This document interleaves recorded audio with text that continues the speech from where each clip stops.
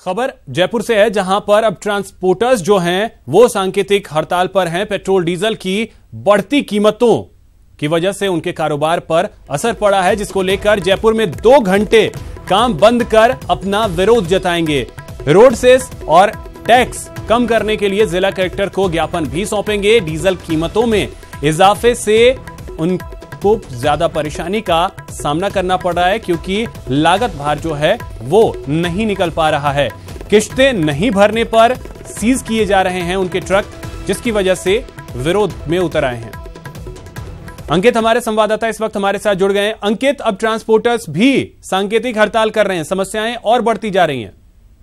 जी बिल्कुल, डीजल कीमतें अपने उच्च स्तर पर हैं और ऐसी स्थिति में ट्रक ऑपरेटर्स नहीं है कि संचालन किया जाए, क्योंकि ट्रक भाड़ा काफी वर्षों से उसमें अधिक इजाफा नहीं हुआ है। साथ ही अन्य जो संसाधन है वो माल ढुलाई के लिए हो गए हैं। ट्रक ऑपरेटर्स का कहना है कि अधिकतर जो खुदरा माल होता था वो लोग फ्लाइट से भेजने लगे, क्योंकि ट्रकों की लागत भी उतनी आ रही है। ऐसे में उनके पास करीब 35 से 40 जो ट्रक हैं वो बिना ऑपरेट के खड़े हुए हैं। बिल्कुल, तो ये अब जो है परेशानी उनके लिए बढ़ रही है और ऐसे में वो सांकेतिक हड़ताल पे जा रहे हैं। बहुत बहुत शुक्रिया आपका इन तमाम जानकारियों के लिए। अगली खबर भी राजधानी जयपुर से है, जहां पर सीएम वसुंधरा राजे जयपुर के सिटी कॉलोनी सैटेलाइट अस्पताल के नवनिर्मित विस्तार भवन का लोकार्पण आज करेंगी। लोकार्पण समारोह में त्रिवेणी धाम के नारायण दास जी महाराज विशिष्ट अतिथि होंगे। साथ ही चिकित्सा मंत्री कालीचरण सर्राफ, चिकित्सा राज्य मंत्री वंशीधर खंडेला, सांसद रामचरण बोहरा, विधायक अशोक परनामी भी मौजूद रहेंगे। आपको बता दें कि अस्पताल में 30-30 बेड के महिला और बच्चों के वार्ड तैयार कराए गए हैं। साथ ही एक ऑपरेशन थिएटर, 7 बेड का आईसीयू और इमरजेंसी भी तैयार किया गया है।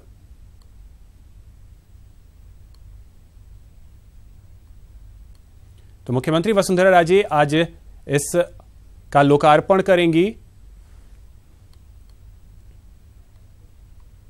साल 2016 फरवरी में इसको मेडिकल कॉलेज ने अपने साथ में जोड़ा। उसके बाद निरंतर यहाँ पे आउटडोर में वृद्धि हुई है। उस वक्त रोज़ाना मरीजों की संख्या 450 हुआ करती थी, जो आज लगभग 900 मरीज हैं यहाँ पे। उसके अलावा इमरजेंसी में जो देखे जाते हैं वो अलग नंबर है। उसके अलावा आईपीडी पहले बहुत कम हुआ करती थी। अब हम यूँ ही अस्पताल शुरू होगा तो इसमें मदर एंड चाइल्ड हेल्थ यानी एक बच्चों का वार्ड और एक लेडीज के लिए यानी जनाना वार्ड भी खुलेगा। तो किसान आंदोलन की बात कर लेते हैं, जिसके चलते अब दूध का संकट जो है वो गहराता जा रहा है। जयपुर डेयरी में दूध संकट काफी ज्यादा गहराने लगा है। डेयरी चेयरमैन ओम प्रकाश पुनिया इस वक्त प्रेस कॉन्फ्रेंस कर रहे हैं, सीधे आपको लिए चलते हैं।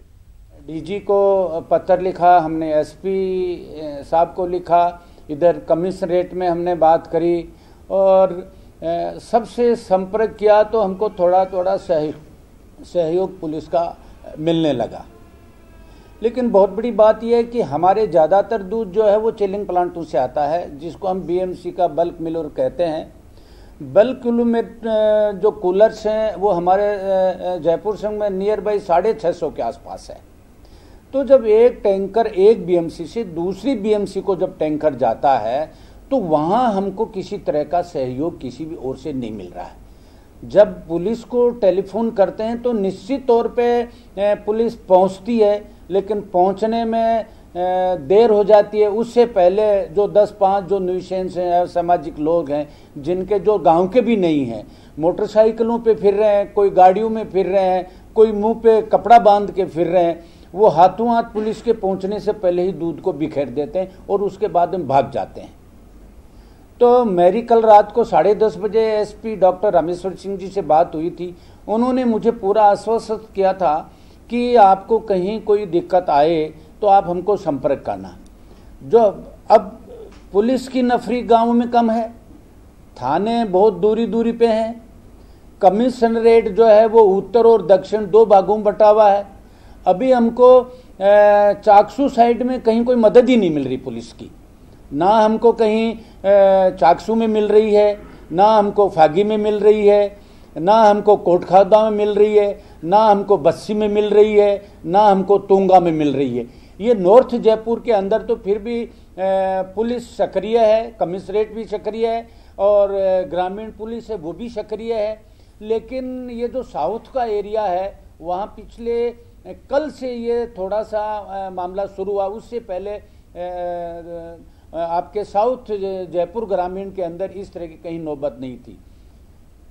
हम जो सरकार से मांग कर रहे हैं कि जो प्रशासन है, जो एडमिनिस्ट्रेटिव जो स्टाफ है, वो बिल्कुल नगण्य है, वो बिल्कुल हमारी कहीं मदद नहीं कर रहा, न कहीं को एसडीओ मदद कर रहा है, न तहसीलदार कर रहा है, न एडीएम कर रहा है। मैंने स्वयं ने कलेक्टर साहब को टेलीफोन से बात करी, मैंने चिट्ठी लिखी, उनका कहीं तरह का हमारे पास कोई रिस्पॉन्स नहीं आया। तो कम से कम जब प्रशासन हमको सहयोग नहीं करेगा तो हम दूध का संकलन कब तक करेंगे? ये गरीब किसानों का दूध है। मुझे मैं 4 दिन से जयपुर हमारी रिस्क के ऊपर चल रहे हैं। हमारे बोर्ड के डायरेक्टर्स को गाड़ियों के साथ बैठा के भेज रहे हैं, हमारे सेक्रेटरी गाड़ियों के टैंकरों में बैठ के जा रहे हैं। वो कब तक हम पत्थर खाएंगे? कब तक हम टैंकरों के शीशे तोड़वाएंगे?